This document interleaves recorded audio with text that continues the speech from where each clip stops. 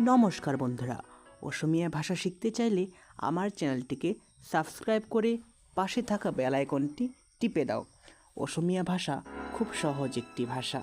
অসমীয়া ভাষা এবং বাংলা ভাষার মধ্যে ভাই বোনের সম্পর্ক বলে মনে করা হয়। চলো অসমীয়া ভাষা শিখি। প্রথম অক্ষরটি হলো র, যেটা বাংলায় র লিখতে গেলে বর নিচে শূন্য দিতে হয় এবং অসমীয়া ভাষায় র লিখতে গেলে বর মাঝখানে একটি দাগ দিতে হয়।